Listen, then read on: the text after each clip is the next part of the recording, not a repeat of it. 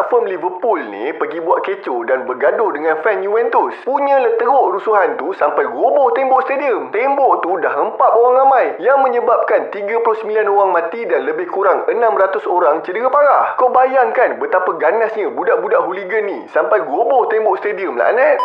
Tapi lama-lama polis tahu juga pasal brand Stone Island ni. Sampai satu tahap, siapa pakai Stone Island dia diharamkan untuk masuk stadium, pub atau stesen kereta api.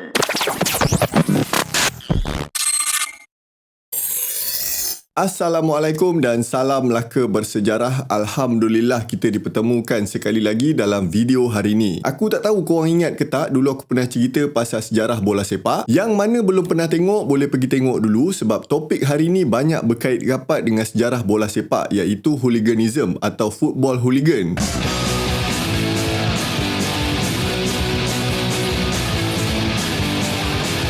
Dalam video sejarah bola sepak itu hari, aku ada explain pasal mob football dekat England. Mob football ni dah banyak mendatangkan kecederaan, menjahanamkan semua harta benda orang. Kadang-kadang tu boleh buat orang bergaduh sampai mati, mat. Sampai satu tahap, beberapa orang pemerintah dekat England haramkan game ni. Nama pun manusia, lagi dilarang, lagi dia main. Jadi, daripada sejarah awal bola sepak tu sendiri, dah memang ada dah unsur-unsur persaingan dan keganasan komuniti. Bila bola sepak moden diwujudkan dengan kawalan badan-badan tertentu, unsur ni tetap tak hilang, tapi dia datang dalam bentuk yang lebih moden yang disebut sebagai budaya football hooligan. Istilah hooligan ni muncul dekat Britain masa hujung abad ke-19.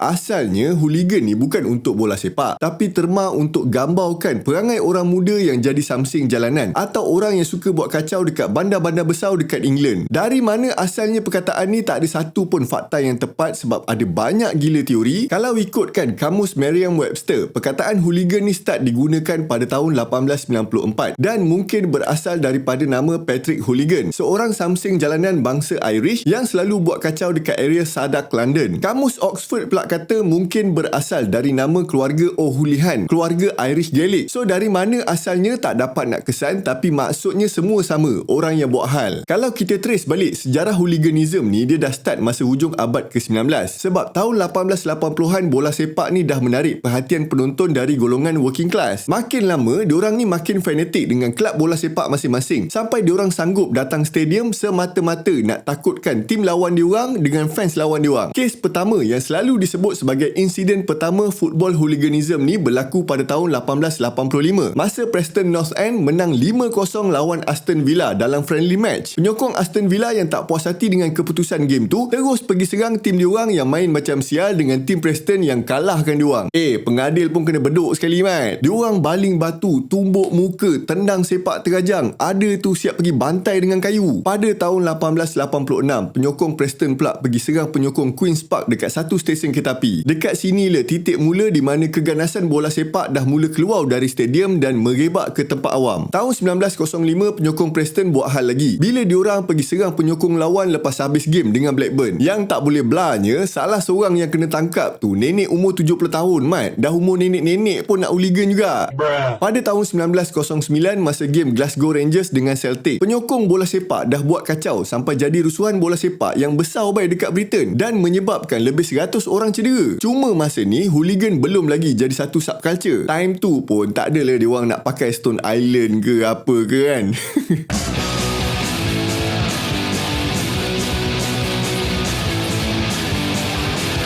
Lepas Perang Dunia Kedua, berlakunya perubahan yang mendadak dari pelbagai sudut dekat Britain. Ekonomi diorang makin baik, kilang-kilang dah boleh jalan, peluang kerja pun dah makin banyak. Ditambah pula dengan kemasukan imigran dari pelbagai negara Commonwealth untuk bangunkan negara diorang. Dalam masa yang sama, munculnya satu wave dari generasi yang lahir dan membesar lepas perang. So diorang ni membesar dalam keadaan mak bapak bagi duit belanja, ada banyak free time sebab tak payah kerja, tak payah pergi perang, dan ada banyak kebebasan nak buat apa-apa je yang diorang nak. Tambah pula, tahun 1960, kerajaan Britain dah tamatkan sistem National Service yang mewajibkan lelaki muda Britain jadi tentera untuk kerajaan British. Jadi, diorang ni banyak habiskan masa diorang pergi bersosial, enjoy party, joget dekat kelab malam. Masa nila munculnya satu subculture yang dikenali sebagai mods, short form kepada modernist. Budak-budak mods ni obses gila dengan fashion dan gaya pemakaian diorang. Diorang suka pakai suit, kasut kulit berkilat, button down shirt dengan jaket Parker. Muzik pun layan modern jazz, rhythm and and blues atau R&B, American soul, Jamaican ska, dan diorang suka bawa skuter buatan Itali macam Vespa atau Lambretta. Bagi diorang, gaya diorang ni bukan sekadar fashion tapi simbol identiti dan kebanggaan. Tapi kena ingat, walaupun diorang ni generasi baru, minat orang Britain terhadap bola sepak ni tak pernah berubah tau. So masa ni lah budaya hooligan dengan mods ni bertembung. Sebab ramai budak mods, terutamanya yang lelaki muda, fanatik dengan kelab bola sepak masing-masing. Setiap weekend, diorang akan dress up mods, naik kereta api pergi town lawan tim bola diorang, berkumpul dan minum dekat pub dan pergi stadium ramai-ramai. Bila kena provoke ke, tak puas hati ke, diorang buat kacau dan bergaduh lah dengan orang. Tapi masa ni gaduh kecil-kecil je.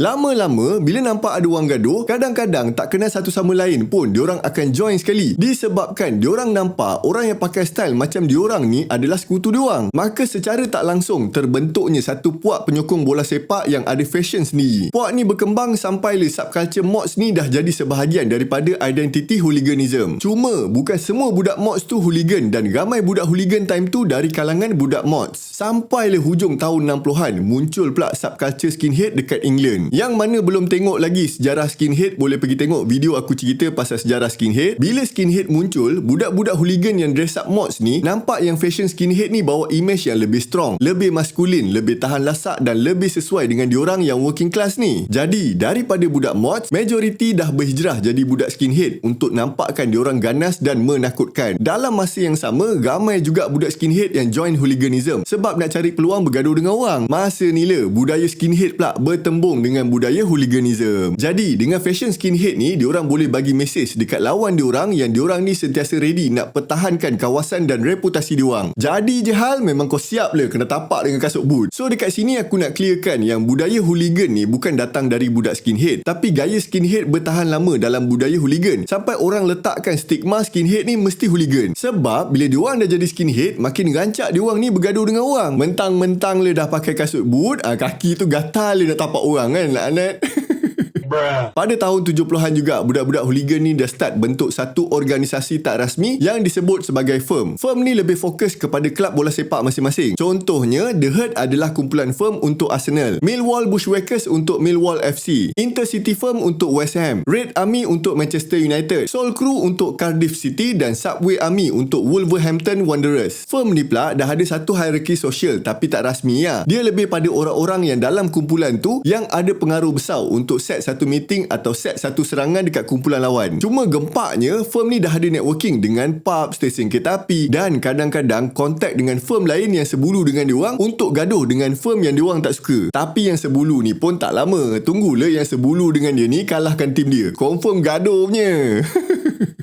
Satu lagi, dalam budaya firm, kalau kau pelawat yang datang orang punya town, kalau kau dapat conquer pub yang local firm selalu lepak, kau dah kira power lah, kira menang lah, senang cerita. Contohnya, ada satu time ni, Cardiff City tengah ada game dengan Wycombe Wanderers. Dalam masa yang sama, Manchester United tengah lawan dengan Liverpool. Lokasi dua-dua game ni berlangsung dekat-dekat dekat Cardiff, Wales. Nak dijadikan cerita, Red Army yang datang dekat tempat orang ni dah pergi conquer kan pub yang biasa budak-budak Soul Crew ni lepak. Budak-budak Soul Crew pun menyirap le. Sebab Red Army ni dah le datang tempat orang. Kau boleh conquer pula pub budak-budak lokal. Ini kurang ajar lah net. Nasib baik polis terus masuk campur. Kalau tak, confirm perang besar punya. Jahanam pub tu. So senang cerita, budak-budak hooligan yang teratur ni disebut sebagai firm. Masa ni diorang bukan setakat bergaduh dekat stadium lagi dah. Diorang siap langgar tempat orang. Diorang ni kalau nak gaduh, diorang gaduh ke. Dia tak peduli pun tempat orang ke apa kan. Masa ni le, firm dah start menarik perhatian pihak polis Britain. Setiap kali ada game bola, polis confirm pasang spy dekat dalam firm sebab nak tahu firm dua-dua kelab bola sepak yang nak lawan ni lepak dekat mana. Walaupun budak-budak hooligan atau firm ni kira kelompok kecil je kalau nak bandingkan dengan jumlah penonton yang lain yang dekat stadium, tapi keganasan diorang ni dah menyebabkan kerosakan yang besar sampai menimbulkan ketakutan orang awam. Jadi polis dah nampak yang budak-budak ni tak boleh nak dibiarkan. Lama-lama semua tempat diorang jahanamkan. Kau bayangkan le, tahun 74 Manchester United pernah jatuh turun division kedua. Sepanjang tempoh MU dekat division kedua tu, Red Army pergi buat kecoh dekat semua stadium dekat seluruh negara. Kau rasa? Dalam tahun yang sama juga, seorang budak hooligan Bolton Wanderers pergi tikamkan seorang fans Blackpool FC. Kepala bapak dia lah. Ini bukan cuit-cuit tau. Ini tikam hawau. Kalau dah mati budak tu, tak ke sia-sia je hidup kau lah, Nat.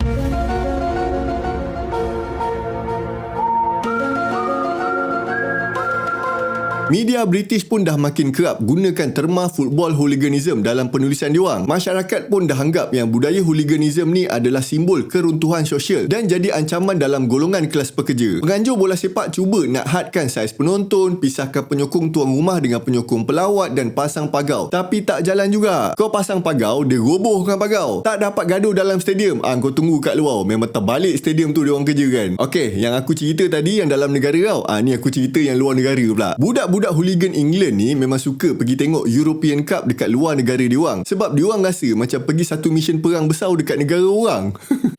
Contohnya, tahun 75, Leeds United terus kena gantung untuk main dekat European Cup selama 4 tahun. Disebabkan budak-budak hooligan England ni pergi buat rusuhan dekat Paris lepas kalah dengan Bayern Munich. Nampak tak betapa gila babi beraninya diorang ni? Dah sampai level macam ni, dah bukan masalah negara lagi tau. Ni dah jadi masalah dunia, Mat.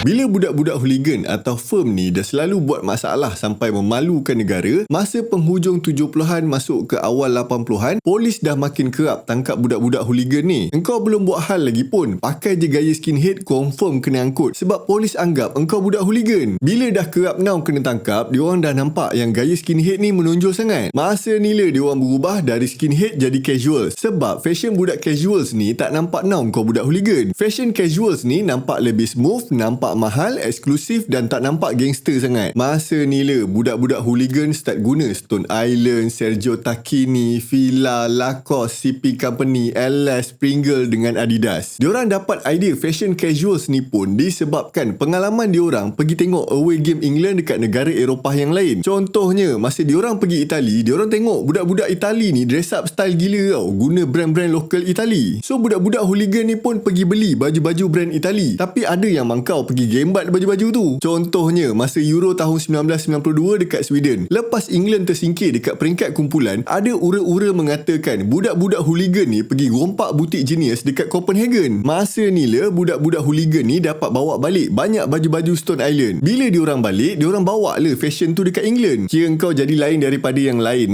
Barulah nampak macam kau gempak kan. Pakai pula baju brand mahal, tak ada jual lagi dekat England masa tu. Masa ni lah, trend berubah di mana diorang dah start fight status diorang melalui pakaian. Diorang akan lawan siapa paling bergaya, siapa yang dapat pakai baju brand yang mahal atau rare, siapa yang nampak lain daripada yang lain. Disebabkan sekarang aku nampak ramai gila orang Malaysia yang pakai Stone Island, aku nak share sikit sejarah Stone Island ni. Stone Island ni satu brand Itali yang diasaskan pada tahun 1982 oleh Massimo Osti, seorang clothing designer dari Bologna, Itali. Osti guna nama Stone Island ni sebab dia minat gila dengan laut, dengan karya penulisan Joseph Conrad yang melibatkan laut juga. Untuk pengetahuan korang, Osti ni asalnya founder untuk brand CP Company. Jadi ada satu hari ni, dah Osti ni buat eksperimen untuk buat collection baju baru CP Company guna fabric yang bernama Tela Stella. Tapi material baru ni macam tak sesuai dengan brand direction CP Company. Jadi Osti bangunkan jenama Stone Island as side project CP Company. Dengan adanya Stone Island ni, Osti pun banyak bereksperimen untuk design baju-baju yang fokus pada fungsi baju dan perkembangan teknologi fabric. Eksperimen dia menjadi sebab ramai gila yang suka dengan baju Stone Island yang praktikal untuk dipakai oleh orang Eropah. Fakta menarik, logo kompas dekat lengan tu diinspirasikan daripada dunia maritim dengan ketenteraan. Sebab brand ni nak bawa elemen exploration, ketahanan dan fungsi yang praktikal dalam pemakaian. Sebelum famous dengan identiti hooligan England, Stone Island dah lama dah famous dalam kalangan budak Paninaro, satu subculture yang base dekat Milan, Itali. Diorang ni pula budak-budak muda Itali yang suka lepak bar dan amalkan lifestyle macam orang US. Dari segi fashion, mula-mula diorang banyak pakai brand US. Lama kelamaan diorang dah start angkat brand-brand lokal Itali. Masa ni lah Stone Island jadi part of subculture punya fashion sebelum diorang jadi identiti budak football hooligan dekat England. Budak hooligan England suka brand Stone Island ni sebab material baju Stone Island ni sesuai dengan cuaca dekat Britain. Dan macam aku cakap tadi, brand Stone Island ni susah nak beli dekat England masa tu. Mana ada online shopping macam sekarang. Disebabkan susah nak dapat, brand Stone Island ni terus jadi brand yang eksklusif eksklusif dekat England. So bila kau pakai Stone Island, kira kau ni kaya lah sebab kau ada modal nak keluar negara dan beli brand import. Bila pakai baju brand mahal, polis pun tak ada lah nak syak yang kau ni budak hooligan. Sebab masa tu, majoriti budak hooligan England ni tak adalah kaya now. Jadi yang mana tak berapa nak ada modal tu, diorang still pakai macam budak skinhead atau boot boys. Dan patch logo Stone Island dekat lengan tu dah jadi identiti rahsia diorang. Masa awal-awal, polis pun tak boleh nak syak sebab tu logo brand baju, bukan logo budak hooligan. So bila kau dekat stadium, kau nampak je budak pakai Stone Island, kau terus kenal siapa geng kau. Tapi lama-lama polis tahu juga pasal brand Stone Island ni. Sampai satu tahap, siapa pakai Stone Island dia diharamkan untuk masuk stadium, pub atau stesen kereta api.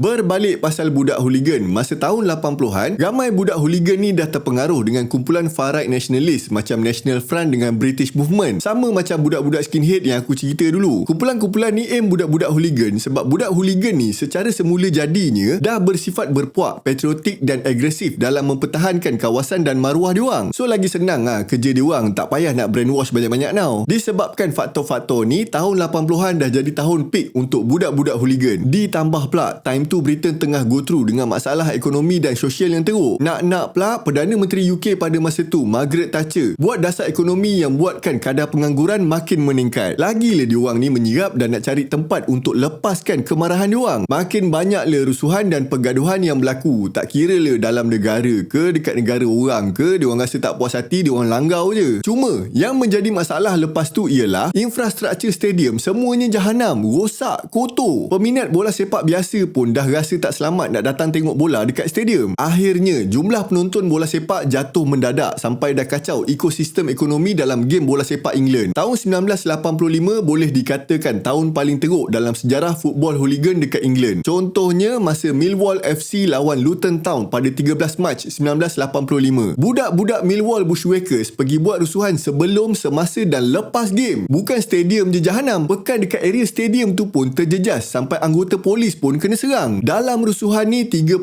orang kena tangkap dan 81 orang mengalami kecederaan, di mana 60 orang daripadanya adalah anggota polis. Disebabkan kejadian ni, Luton Town haramkan penyokong lawan diorang datang tempat diorang untuk beberapa season. Itu yang dalam negara. Yang dekat luar negara pula, masa Liverpool lawan Juventus untuk European Cup dekat Stadium Heysel, Brussels, Belgium pada 29 Mei 1985. Budak firm Liverpool ni pergi buat kecoh dan bergaduh dengan fan Juventus. Punyalah teruk rusuhan tu sampai roboh tembok stadium. Tembok tu dah hempap orang ramai yang menyebabkan 39 orang mati dan lebih kurang 600 orang cedera parah. Kau bayangkan betapa ganasnya budak-budak hooligan ni sampai roboh tembok stadium laknat.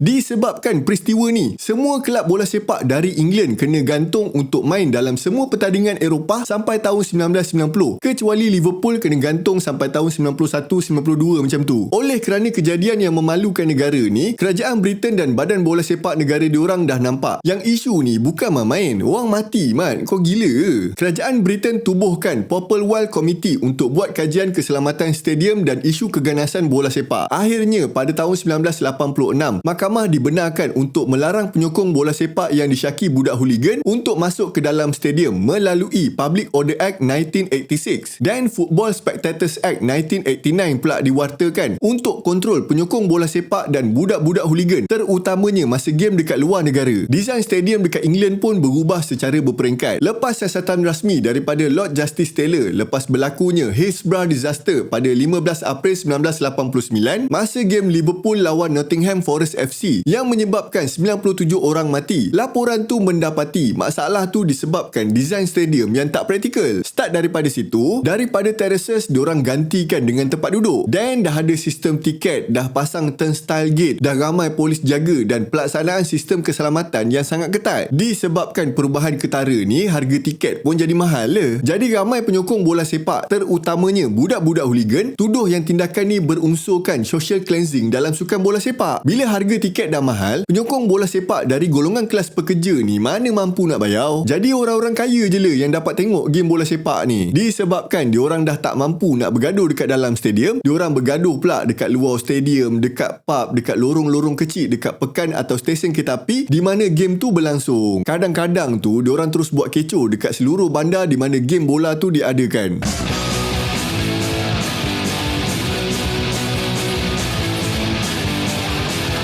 Untuk pengetahuan korang, Itali jadi tuan rumah untuk World Cup tahun 1990. Jadi diorang risau kalau budak-budak hooligan England ni buat kacau dekat tempat diorang. So apa yang Itali buat? Diorang letak semua game tim England dekat Cagliari Sardinia, sebuah pulau di sebelah barat semenanjung Itali. Lokasi ni memang jauh daripada bandar-bandar besar dekat Itali. Diorang sengaja nak asingkan penyokong England dekat satu tempat yang lain supaya diorang senang nak kontrol kalau apa-apa jadi. Selain tu, semua penyokong England kena cek gila babi punya bila diorang nak masuk stadium. Termasuk kena bagi nombor pasport untuk kenal pasti muka-muka yang dianggap berisiko tinggi untuk buat kacau. Yang paling tak boleh belah, ada muka-muka wanted yang diharamkan masuk stadium tau. Salah seorangnya ialah Paul Scarrett yang digelar sebagai Super Thug atau King of the Hooligans. Media Itali dah gambarkan Mamat ni sebagai ancaman besar untuk penganjuran Piala Dunia dekat Itali. Pihak berkuasa Itali dapat tangkap dia dan terus hantar dia balik England. Dalam masa yang sama, Italia 90 ni dah jadi kejohanan yang penting untuk England sebab tim England tengah cuba sedaya upaya diorang untuk bersihkan nama diorang di peringkat antarabangsa. Bila dah hujung-hujung tahun 90-an, aktiviti hooliganism yang teruk-teruk ni dah makin berkurang dekat England. Kelab dari England pun dah boleh masuk pertandingan Eropah. Orang dah berani pergi stadium. Keselamatan stadium pun dah makin canggih. Undang-undang pun dah ditambah baik dan polis pun dah jadi makin bijak. Cuma hooliganism takkan pernah hilang.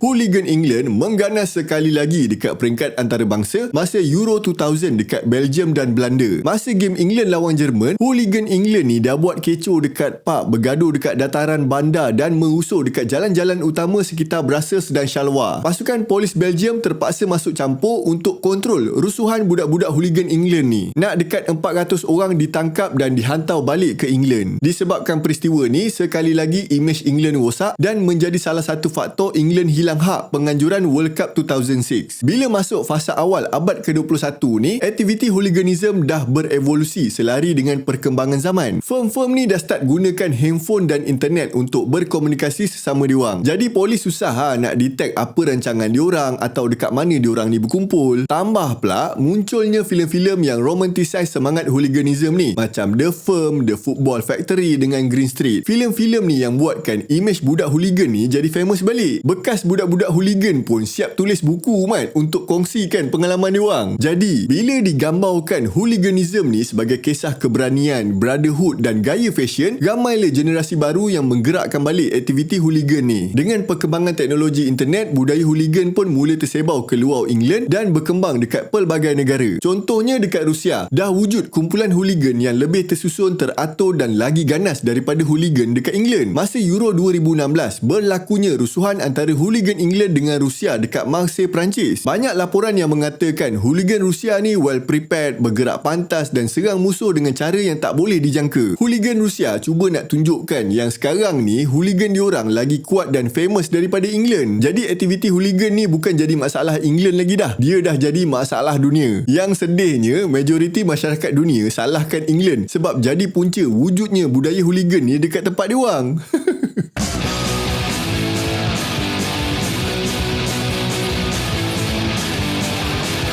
Sejujurnya, aku tak tahu sangat pasal aktiviti hooliganism dekat Malaysia ni sebab aku tak minat sukan bola sepak. Seumur hidup aku pergi tengok bola dekat stadium pun sekali je masa aku sekolah rendah. Itu pun aku tidur je sepanjang game.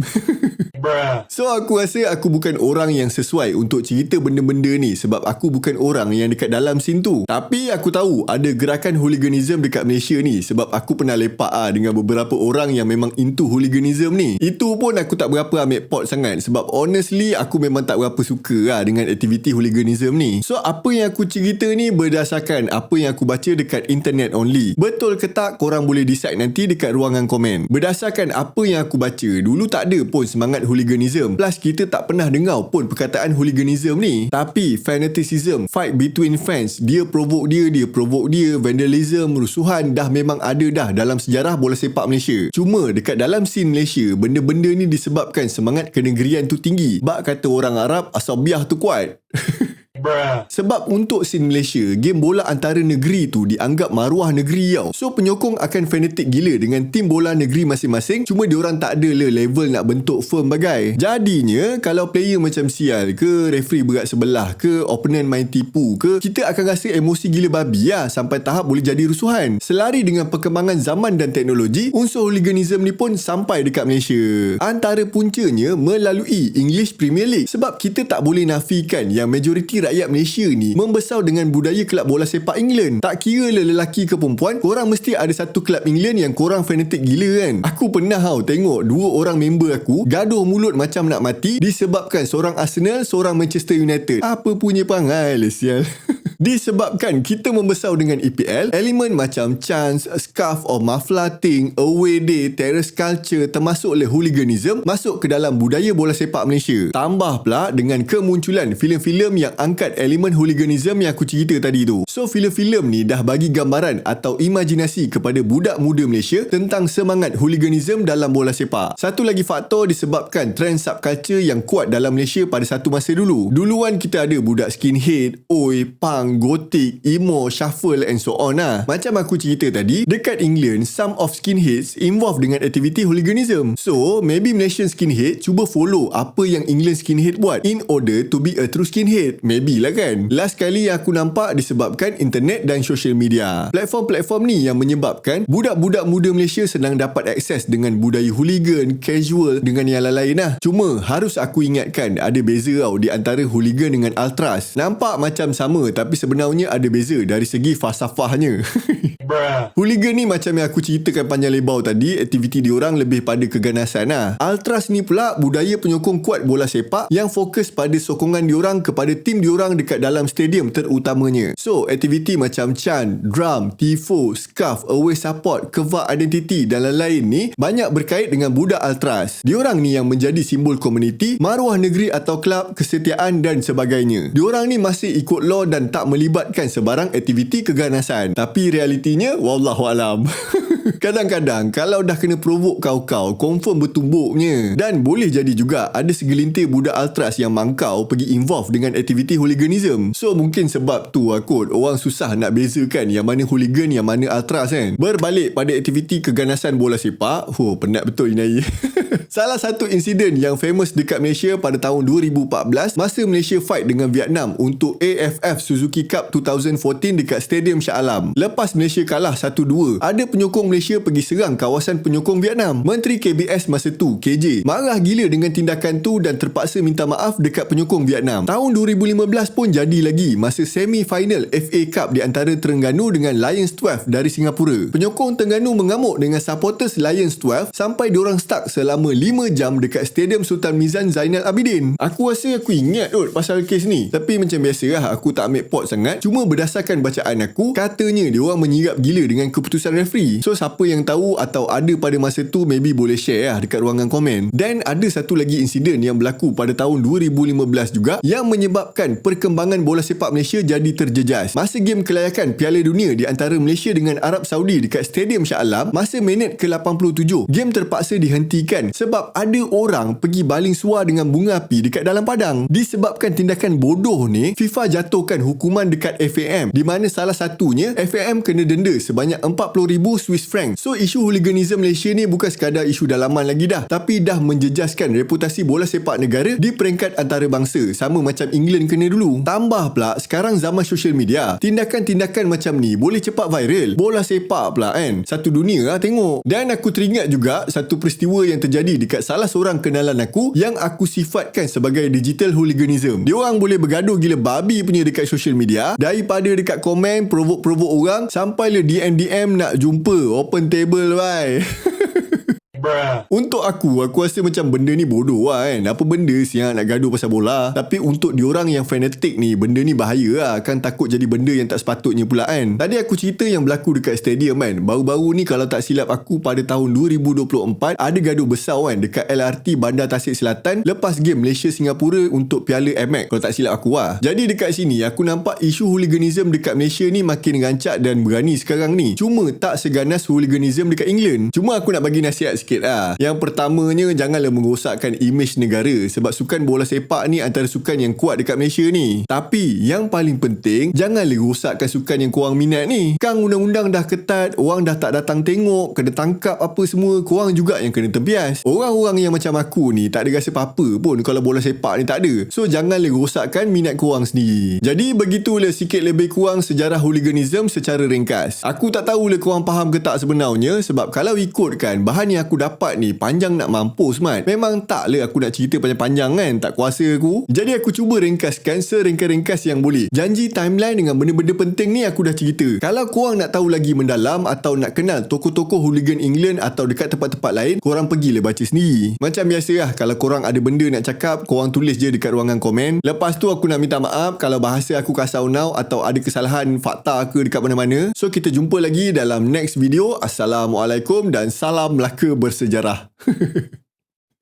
Sial lah.